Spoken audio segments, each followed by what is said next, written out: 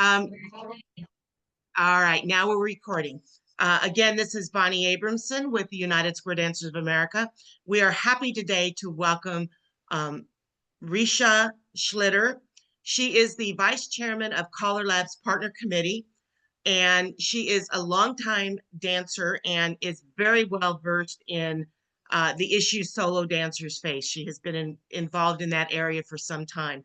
She has graciously agreed to share some of her insight, and this is a presentation she actually did at the CALLERLAB convention back in April. Again, everyone, please mute yourself and post your questions into the chat. Ladies and gentlemen, Ri-Shea Schlitter. Thank you, Bonnie. As Bonnie says, my name is Ri-Shea Schlitter, and I am the Vice Chair of the CALLERLAB Partner Committee, which means that my husband is a caller. The first thing I want to talk about is the state of square dancing. Square dancing, as most of you have noticed, is declining. This graph is the attendance for U.S. National Square Dance Convention over the years. So there's a couple of interesting things about this graph. The first is 1976. You see that big spike there. That was held in Disneyland. So maybe we just need to always hold our conventions in Disneyland and we'll get more people. But Tony Oxendine has astutely noted that there are many reasons why dancers don't go to national anymore. Travel costs are higher. People are getting older. They don't want to travel. There are other regional festivals that you can go to instead. But I would also argue it could be that we are losing solo dancers as well. But no matter what metrics you use, I think we can all agree that square dancing is declining. Whether you use number of clubs or callers or the average size of clubs, I think we've all noticed that things are getting smaller. In the meantime, marriages and relationships are also declining. If you look at this chart, you can see that we've gone from a high in 1947 to marriage rate being around 80% down to what it is currently, which is under 50%. In 2023, there was a Harris poll that showed that more than half of Americans that are not in a relationship aren't even looking for a relationship. So it's obvious to me that the number of solo people in America is increasing. And I see Jim holding his hand up. Do you have a comment? I'm not seeing your slides. Is everybody else seeing the slides, or I'm the only one not seeing the slides? Yes, I can see them. I'm not either. Okay. I can see them. Well, then some of us are all making the same mistake, so we all. I checked. I'm seeing them, so I'm not sure how you can adjust it. I'm looking at my control board and I don't see anything that it says I am sharing my screen. I have another computer here that's logged in and it's showing, so I'm not quite sure what. Sometimes you can change the view to a different view and then change back. Bonnie, I went to the workplace and clicked on Ri-Shea's screen. That's how I did it. Otherwise, if you have a meeting, you won't get the screen. Okay. What? Would you repeat that, Dennis? I have two options. I have meeting and I have Ri-Shea's screen. I clicked on Ri-Shea's screen because it was on meeting and now I see her PowerPoint. Oh, I see it up at the top. Look at the top of your screen, folks. It's under workplace, top left corner.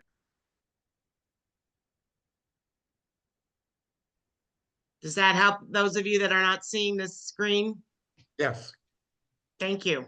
Okay. Oh, speaker view. Oh.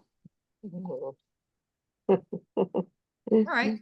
So I think everyone can see the graph. In fact, I will backtrack one so that those who missed it can see this screen. All right. So continuing on. So I think we can all agree that the number of solo people in America is increasing. We have a lot more widowed, divorced people, and younger people that are just waiting longer and longer to get married, or to even just find a partner.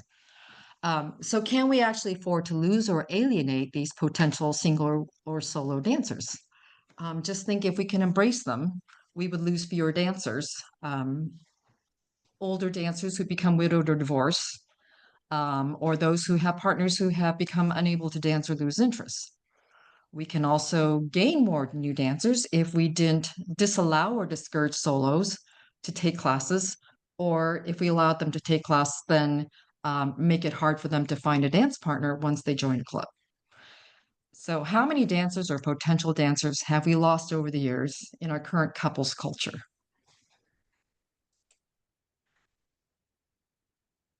So the problem is that the solo dancers face a lot of challenge. They are often not welcome at clubs or lessons. I have had a dancer say that even though they called ahead of time to say that they were going to come and visit a club, that when they turned up at the door, they weren't allowed in because they didn't have a partner. I've known of classes that said, oh, we're not teaching solos because we already have too many solo women. Then the solos say it's hard to find dance partners. It's hard to ask and be asked to dance. If you think about your days at a junior high dance and how scary that was for both the girls and the boys, girls not having anyone ask them to dance and boys just not liking to be rejected. So it really is hard for solo dance partners to find each other. When a solo dancer steps into a square, they are often bumped out by a couple, even when they are allowed to enter alone. Sometimes they get chided by callers or dance leaders for entering the floor without a partner. Many solo dancers have told me that they go to dances and they barely get to dance. So they really have to think carefully about whether or not, they want to attend a dance. Even when a solo area is provided, solos say that they feel like lepers, or they say they don't like to be put in a corner. When I put this presentation together for CALLERLAB, I was told by somebody that, oh no, these are just anecdotal, or these are just one-off situations. But when I talk to solo dancers, they all say, no, this is universal. Ask any solo dancer, and they will tell you that they've all had similar experiences. So it's not enough to be just solo friendly or to be accepting of solos. What we really need is a change in culture so that we think about square dancing as an activity for 8 people and not for 4 couples. So let's talk about some cultures that embrace solo dancers. In Japan and Taiwan, dancers are about 80% ladies because they're mostly housewives and grandmothers. They all dance solo, even those who arrive as a couple. Most of them can dance both roles. After each tip, the dancers immediately grab another dancer on or off the floor and they head to another square. So here I'm going to tell a little bit story about the first time that we danced in Japan. We were kind of the honored guests because we were the first international dancers to ever visit clubs in the Yamanashi area. And so, we were kind of special. But when we attended this festival, I was immediately grabbed by one dancer, put in a square, and somebody else grabbed Christopher, and he was in another square, and we danced. And right after that, somebody else grabbed me, put me in another square, and same thing with Christopher. And at first I thought it was because we were special and everyone just wanted a chance to dance with us. But then we realized soon enough that that's just what they do. That they just kind of mix and match, grab each other, get into another square. Every so often we would accidentally get into the same square and everyone would have a good laugh about it because it just wasn't something that they intended. In Japan, the dance etiquette says that you don't dance with the same person twice. So after every tip, you're expected just to go find somebody else. And to distinguish between a lady dancing as a boy or a girl, the ladies who wear pants at a festival, they're supposed to play the boy role the whole festival. And the ladies who are playing the boy role for that tip wear a sash, and that's how the callers know that they're a boy.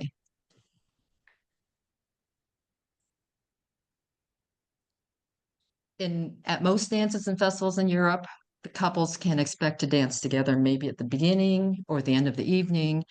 But in between, they expect to change partners frequently, the rest of the time. I haven't talked to anybody directly from Australia, but my friends who have danced in Australia say that it's also very similar. We have a friend who was recently divorced, and a quote from him is, "I will never go to another festival in the US without a partner. I danced at a big festival in Europe last year, and I got to dance as much as I wanted." His point being that here in America, the festivals he goes to, even as a guy, he finds it hard to find someone to dance with.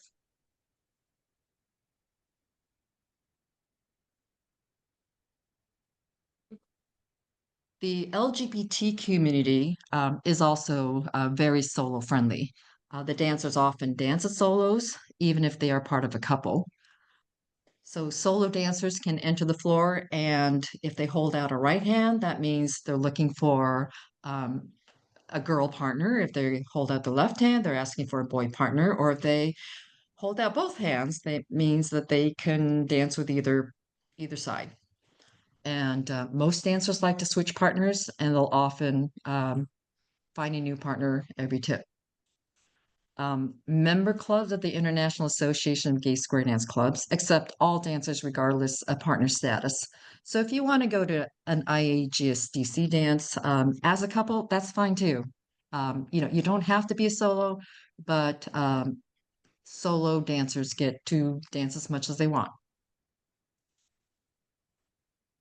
So one thing I do want to say is that a lot of people tell me that a lot of callers tell me that that some of the best dancers are in Japan. And a lot of the dancers also tell me that they love going to the IGSCC dances because the dancers are very good and the callers are very good. And so I'm thinking maybe there's a common theme here that these solo-friendly communities actually promote good dancing.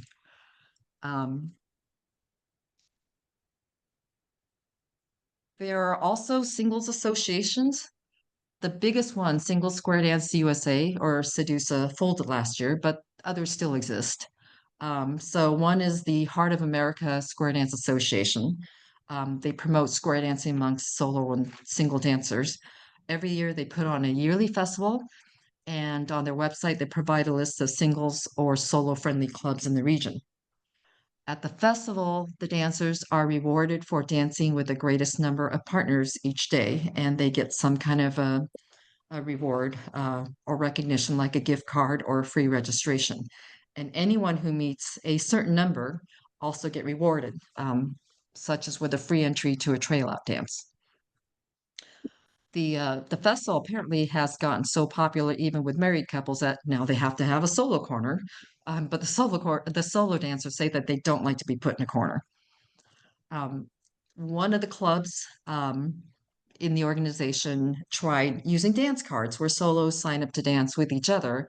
But then they found that many of them were filling out the dance cards before they even arrived. So if you were one of these dancers that didn't come with your card already pre-filled, then you were often left out as well. So they tried something new, which is to let solo dancers get on the floor first and then have couples fill the squares. They say that this is so successful that half of the board is now considering this for their yearly festival.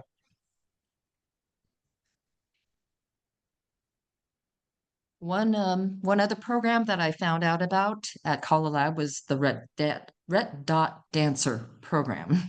It was started around 1998 in New England, in the Swingles Club in West Springfield, Massachusetts. So the idea is that you can put one of these 3/4-inch fluorescent red removable dots on your badge or on your clothing, and that indicates that you are a solo dancer or ready to dance solo. If you put a gold star on top of that, that also means that you can dance either part. These stickers are found inexpensively at office supply stores. What you see on the left side of the screen is information that they give out at dances to explain the program. I think I'll stop right now and see if there are any questions for anything I've said so far. Bonnie, is there any questions? Yes. First one is, how do the charts you previewed earlier compare to the groups in Japan and Europe, or are they showing a growth? I actually don't know. I don't have that information. Okay. The next was really just a comment that many of the LGBTQ dancers are also bidantial, and they dance both sides and often switch off. I know about that part. Those are the only questions I have at this point. Okay, yes, that is correct. That's our experience dancing with the LGBT community, is that they're at least everyone that we've met are bidantial. I do want to make one other comment that kind of highlights what you said earlier. I was just at the IAGSDC convention in San Francisco, and there was someone there that I know very well. She's a well-known round dance cure, and she was at nationals and in Shreveport, and basically had to beg someone to dance with her. And at IAGSDC, she had no problem. She got to dance as much as she wanted. And she said she would probably never make another trip to a straight nationals because the solos were so disregarded. And that's maybe something that future national convention chairmen really need to look at and go, because it is expensive to go to those national conventions. Mhm. I was debating about whether or not to put this comment in, but I'll go ahead and say it. We recently Oops. Sorry, Ri-Shea, I meant to mute myself and I muted you instead. Can you unmute yourself? Oh, My apology. All right. So recently we went to one of the better straight festivals, and we ran into some square dancers that we consider some of the best square dancers, and that was their first time there. And their reaction was, wow, a straight festival that doesn't suck. So they clearly really love the LGBT community dances because they think that the dancers are good and the callers are good. All right. Well, I will We continue do have on. another Okay. couple of comments. The red Sure. dots can be used by solos or those whose partner may not always be available to dance, either due to health or partner is networking. So that's a good point, that the red dots Yes. don't have to be exclusive to solos per se. And then somebody else commented, I love dancing with the LGBTQ clubs. The dancers are so nice and treat their visitors like a rock star. Another comment, also at the IAGSDC clubs, squared up individuals are definitely not expected to yield to couples, and already squared up, excuse me, and already squared up couples sometimes split up if one of them is bidantial, to help accommodate solos who dance specific roles. And I have found that to be true as well. Yes, Any other definitely. comments or questions before? Okay, go ahead. Okay. And so about the red dot dancer, and that's why these stickers are removable. So you can go from tip to tip to say that you're ready to dance solo or not.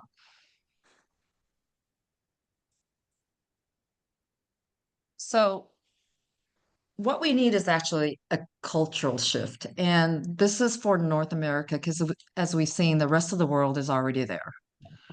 So what kind of a cultural shift do we need? So it starts in the classes.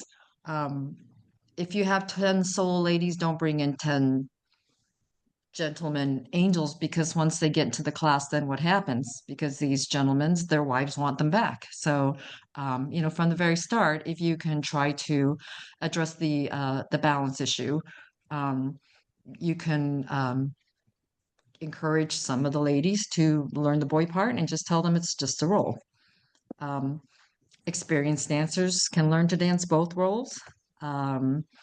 You can encourage dancers to dance with a new partner each tip, just like they do in Japan and in other parts of the world.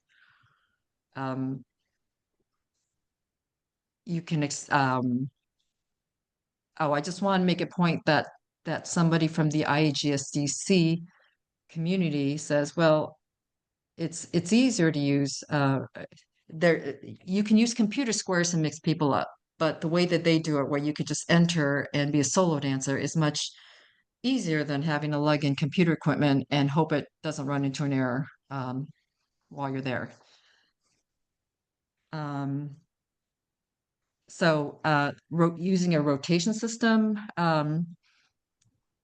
these come in the form of laminated cards that have a grid that you can use to tell the dancers for each tip, which square to enter and dance in, and just kind of mix people up that way. Or you can have a computer program that will do it for you. And callers, if you can learn to call Archie into same-sex couples, that would be very helpful too. I'm going to go ahead and interrupt with a couple of other comments. We danced in Santa Clarita, California a couple of weeks ago, and the caller used an app that paired up people for the squares. I really liked that everyone can dance and you can take turns. Also, someone is saying, these topics are resonating with me as I am new to square dancing and solo. I appreciate information on the topics. And that's from Kelly Donovan. And then somebody asked what the IAGSDC stands for. If you're not monitoring the chat, the IAGSDC stands for the International Association of Gay Square Dance Clubs. And thank you for those that did respond. Someone asked, what is Archie? And again, the response was half sashayed. If anybody has a better definition for that, of what the term Archie means. We had brought over a group of Japanese dancers who were mostly women to the States, and we visited the Times Square Dance Club, which is a gay club. So we had a lot of couples who were men, a lot of couples who were ladies only. I danced in a square in which I was the boy, a guy was the girl. Then we had two ladies who were partnered up, two men who were partnered up, and only one natural boy-girl couple. And I think the caller looked at our square, who was right in front of him, and went, uh-oh. So if as a caller that you can handle that kind of mix, then you can certainly handle solo dancers much better for the club. And I will comment that as someone who learned to dance both sides as a kid, because we were teenagers and we were bored, dancing both sides really makes you a better all-around dancer.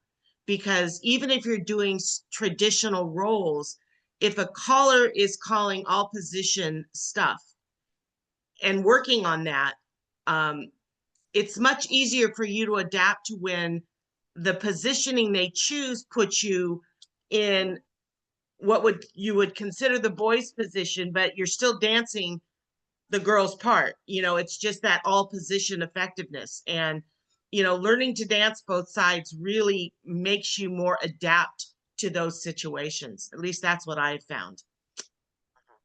And somebody said, agreed, unless you call slide through. That's true. Oh, yeah.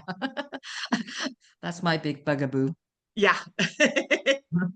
I'm always facing the wrong way. Somebody's saying callers frequently do rely on gender cues and matching outfits to resolve. Having people mixing up does make harder on them, but they have to learn. And that's a good point. The callers need to learn to adapt to the audience that they have. Okay.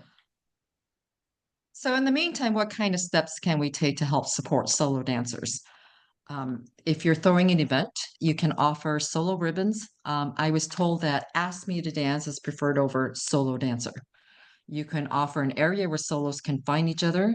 You can use a rotation system, such as computer squares. Capital Squares in Raleigh used to have a hard time getting more than one square at their Saturday night dances until they started using computer squares. Now solos come out of the woodworks to come to these dances. And then advertise the event as solo friendly. If you're running a club, you can educate members to support solo dancers. You can encourage them to seek out and dance with solo dancers. You can encourage your dancers to mix up couples. They don't have to dance with each other all night long.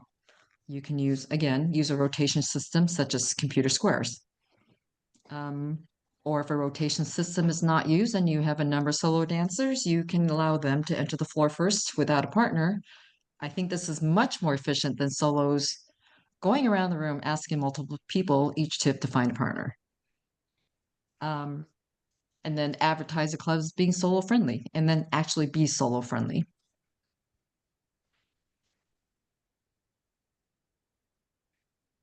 Okay, we have So a few more.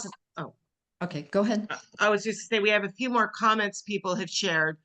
And to the person who asked for Ri-Shea's email address, I can share that with you at the end of the program. But somebody said at a recent dance, a friend of mine was admonished for attempting to dance the man's role. The person expected the caller to take her place. That person actually left the dance afterwards. I want to learn the man's role, but I know I won't be able to learn at that club or they will lose 2 people. That's a good point. You can't reject people. Another one is all of these ideas matter and could be combined to achieve more solo dancers so all get a chance to dance. I've done some recruiting for local clubs. I am seeing that women are very receptive to getting out of the house and trying something new. Men are very hesitant. How can more men of all ages be recruited? Women seem to come willingly. That's a good point. How do you get those single men to come out? Let's see. Many dancers show up solo. Others are unexpected solo. Widows, widowers. Is traveling included in this stuff? Coordinating a group where folks can organize travel rooms so they don't have to go alone. Something to think about. I'm fairly. Oh, go ahead. No, you go ahead. All right. Here's another one. I'm fairly new, 18 months in to square dancing and only know the girl role. How would I get teaching on the boys role? You Go can ahead. take classes again and take it as the boy. But the club has to go along with it. The question about how do you get men interested, there is a group in, I don't remember if it's North or South Carolina, they're right on the border, that they decided to form a women's only square dance club. And they call themselves the Southern Belles. And apparently the ladies had so much fun dancing and the husbands said, hey, we want in on that too. So now they admit men and now they call themselves the Southern Belles and Beaux. Very cool. All right, here's another one. I'm an experienced solo. Oh wait, my experience in solo area at nationals is often occupied by non-solo dancers. That's interesting. Let's see. I've done mixers such as famous couples for Valentine's Day and pairing up with someone different and in a different square. Same person is saying, my husband was told by a friend that square dancing was a great place to meet women in a non-alcoholic setting since he can't drink due to meds. That's maybe an incentive. And then, here's a note. Patty Kennedy trained the caller for the women's only North Carolina, South Carolina club. Go Patty. Actually, she's Patty Green now. Yeah. Or it's been for a while. Yes. Okay. Go ahead. All right. So how can class solo dancers? So the first thing you do is encourage a more balanced mix of people in terms of dancer roles. So if you have 10 ladies show up and you can encourage half or even all of them to learn both roles. In Japan, when they start a class, they point to the taller women and they just said, "You're a boy, you're a boy, you're a boy," and that's just how they assign them. Some just stay in that role, but most eventually learn both roles. You could make it a badge of honor to learn the opposite role. You can encourage new dancers to take the class again and angel in the opposite role to become stronger dancers.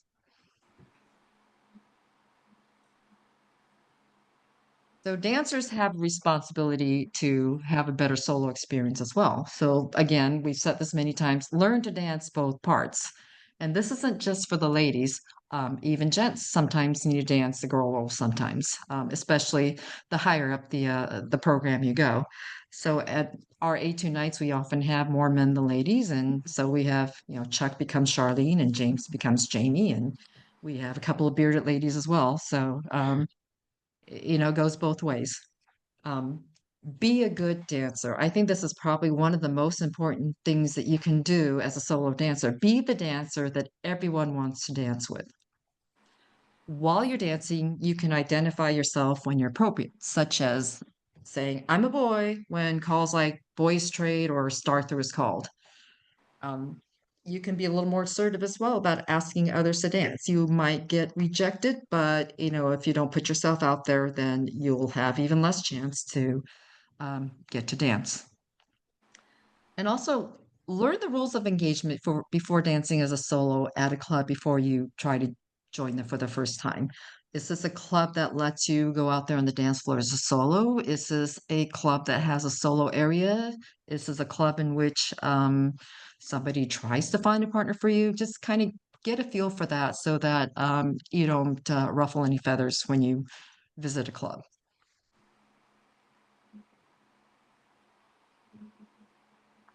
Okay, callers can also support solo dancers. From behind the mic, instead of saying we need one more in the back square, because that often means a couple, you can say like we need one more boy or one more girl to imply that we're actually looking for just one person. Because if you just say we need one more in the back, a couple will often bump a solo dancer that might be waiting for a solo. Avoid pointing out solo dancers by name, such as Susie is all by herself and looking for a partner. I've heard that has happened, and solo dancers who have had failed relationships just say that just makes them feel really miserable. The callers can review etiquette with dancers to make sure that they're welcoming to solo dancers. Callers can learn to call archi and to same-sex couples, like I mentioned before, and if you do, you will become more marketable. If I can add a comment to that, when you're talking about, Susie is by herself, that can also work in a positive way. I've been at dances where callers who knew me and knew I could dance both positions, but the club was more traditional. From the stage, they've said, "Hey, Bonnie, I know, there's an open spot and I know you can fill it. Come up and fill it." And that kind of, because it's okay with the caller and they're lending credibility to the dancer, doing it in a positive way, as opposed to a negative way. "Oh, she's all by herself." It really made a difference. And I know at that event, I had held back because it was a very traditional couples only group. And that opened it up. And then everybody, did want to dance with me. So the way the caller handles calling out a solo dancer can make a difference and can open up opportunities if it's done correctly. Mm-hmm. Thank you, Bonnie. I have a couple of whoops. And then one more point I had was as a caller, if you're dancing, then you can set the example and change partners yourself often. Go ahead. Did you have something? I have a couple more comments. We have one club says we have fluorescent safety vests to designate who is the male role. And then another one, in addition to having callers get used to people dancing different roles, it's good for dancers to get used to it too. As you might expect, callers for IAGSDC clubs are very used to this. It does take a little more effort, but it's our job, and this gentleman is a caller. It's our job to give the dancers a good experience, not make it easy for ourselves. Similarly, we don't usually wear boy-girl badges or sashes. Those are crutches and imply that you're doing something abnormal. It's in most of square dancing, we only need to know the position of the other dancers. In case of something like boys trade, we try to raise or hands or say boy to indicate that. You mentioned that earlier.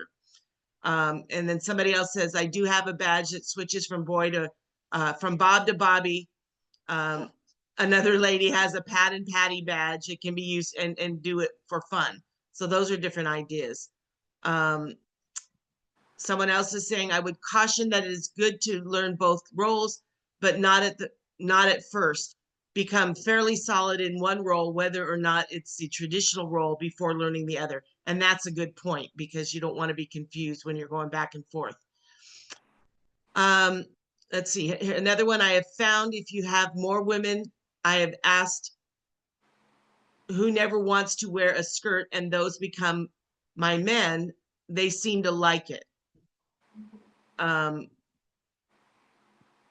Okay, and then let's see. Comments are great, but we are interrupting the flow. Okay, so we'll leave those alone. We'll let you go back. Okay. All right, so I have the slide in here because when I gave the talk at CALLERLAB, a large number of the audience were caller partners. So caller partners have a role as well. They can encourage and influence the culture of the clubs in which they're involved. Because when your caller is calling, caller partners are solos too. So they can help solo dancers, especially guests, find other solo dancers. I liken this as kind of being a matchmaker. So if you know who the solo dancers are and a guest comes along who's a solo, you can, introduce them to each other. If your club has a gender imbalance, you can encourage the dancers to learn the opposite role. And you yourself can set a good example and be ready to dance either part as well. And then help research square rotation systems and programs and help your club implement them. Okay, so I'm getting to the end of my talk, and I have a couple of quotes that I would like to share. This is from the Vice President of HASDA, the Heartland of America Single Square Dance Association. All dancers are just a heartbeat away from being a solo single dancer. The square dance world cannot survive without the solo dancers. Making solos feel welcome will help grow many clubs. Feeling welcomed is not just a greeting at the door or a thank you for attending at the end of the night. It is making sure the solo dancer gets as much floor time as they want and feel encouraged to come back. So just think about how much we can grow square dancing in North America if we can shift to a dancer culture from a couples culture. And the next quote is from a caller in California, Scott Pierce, who said, when I first started dancing, I was part of a large group of solos that would travel together to weekends. We would share partners throughout the weekend. We all had a great time. So just imagine the fun and joy of dancing with a solo group. And if we could just extend this to the entire square dance community, how much more fun this would be. I have just one more slide, and it's a list of resources. When I was at CALLERLAB convention, somebody said, oh, what is this computer square stuff? So I'm providing a list of resources where you can find computer square programs, either computer programs that will generate squares for you on the fly, or that will produce cards that have that show you, that you hand out to the dancers, and that will tell you from tip to tip which square to get into. The solo-friendly associations or programs are the Heartland America Single Square Dance Association. So that's website for that, for the IGSDC organization. And there's more information about the Red Dot Dancer at the website that I posted. The contact is Rita Wood, and she gave me permission to provide her email address if people had more questions about that. So that's the end of my segment, and I guess we can open up to any more questions or comments.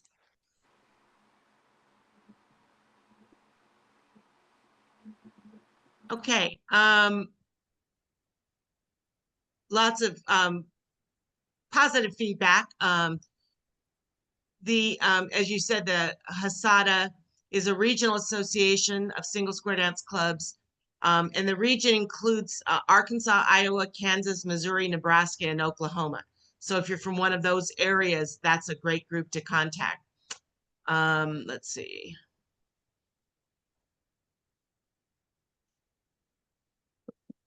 Kurt Goddard is saying, I have a solo specific rotation program as well, which I call Rotator, that we can use in a number of dances. Ri-Shea, would you post your email address in the chat, and then Kurt can share his information with you? Okay. As the presenter, my screen is full of my presentation, so I don't Okay, see where my chat is. Why don't you go ahead and give it to me if you don't mind, and then I'll just write it as you're doing that, because I don't have it in front of me. All right. It's just my first name at my last name.com. So it's RI-SHEA at SCHLITTER.com. Actually, there's my name .com or right there. .org? .com. So there's my name. It's my first name at my last name.com. Okay, and I've just posted that in the chat. So if any of you want that, and someone just said, I really like the idea of the Ask Me to Dance ribbons. Does anyone know where we can order a few of them and not the number? I do know, Carolyn, Signs by Scott. I just talked to him last week at IAGSDC. He does have some. He has to order them in a minimum amount, but I do know that he has 50 on hand right now. So you could probably order 25 or 50 of those if you wanted to. And if you, let's see, do you know how to reach Signs by Scott? Oh, okay, good. So I can say, I do know that he has a supply.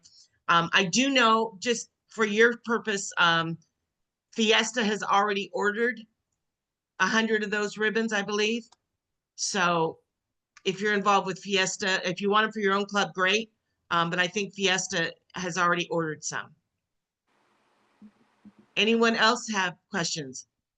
How do you get couples to be okay with solos asking one of them to dance? I remember asking a woman to dance and she reacted as if I made an obscene proposal, and finally said she would have to ask her husband first. Masco, how do you get around that? You're muted, Jim. The ladies turn me down all the time. But you're persistent. I have the same issues. It's been very, extremely helpful. I mean, it's been a wonderful presentation, no question. And great to see all the participation. I counted 36 participants plus. Yeah. Here's someone on graduation from mainstream. We were given a list of etiquette and courtesy do's and don'ts, which instructed us that solo dancers never square up on a dance floor without a dance partner. If the culture is going to change, we must unite as an organization to endorse the change, to endorse consolidated etiquette. That's probably a good point, because that was a long time tradition, and maybe that's something that USDA maybe looks at, because I know we have a trifold on square dance etiquette. So maybe that's something that we need to update and incorporate some of the solo dancer ideas. I happen to know that there are several members of the USDA executive committee on this session, so we can look into that maybe. And it's somebody else is saying, very informative. I think the culture change is highly needed. When my girlfriend was alive, she often wanted to sit every other tip. If I would try to square up solo, most times I would get bumped out by a couple. If I tried to find a partner for the tip, it was already started by the time I did. good points. Again, looking at the, I know that I've seen more clubs take on the format of the IAGSDC, where you can step into a square and put one hand or the other hand up, someone will fill in around you. I know we've encouraged that at our local festival, because so often, you know, we've had solos come and then not stay, and we're seeing a lot more solos now that we've incorporated some of that philosophy. Someone else is asking, are there single clubs here in Washington? We used to have a club called Capital Singles, but then had a need to switch it to Capital Squares, and then it folded. I don't know if there is a list of solo clubs around much anymore. I don't know if anybody else knows. Well, with USA singles folding, there isn't, they had probably the best list ever, but they no longer exist, so. Is Bachelor or Bachelorette still around? Don't believe so. John Ryan can probably address that better than anybody. He's on the call. They are there. There's only like one club in the Chicago area and one club, San Gabriel in the LA area left for B&Bs.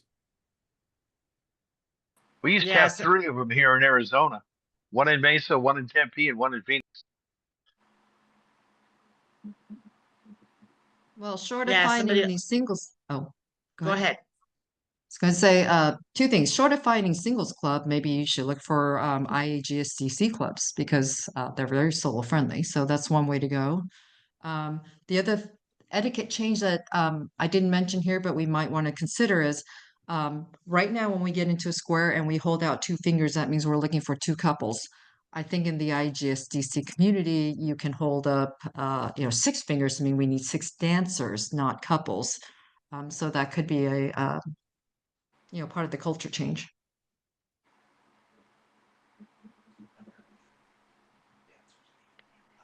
I think there's lots of other comments coming through. It looks like people are being very active on the chat, so I'm not going to read all of these if that's all right.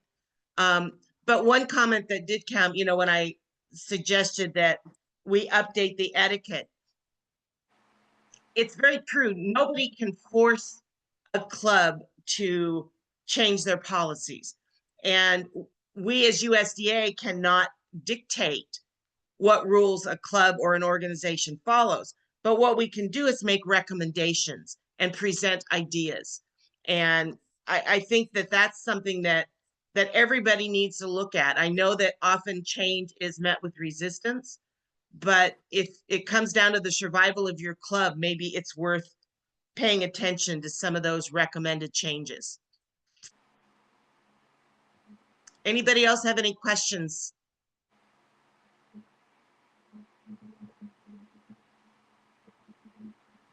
Again, Ri-Shea, many positive comments and feedback on the chat. I think you've given us some very good ideas, some very thoughtful things to consider. And I personally, on behalf of the United Square Dancers of America, want to thank you for your time and giving us this presentation.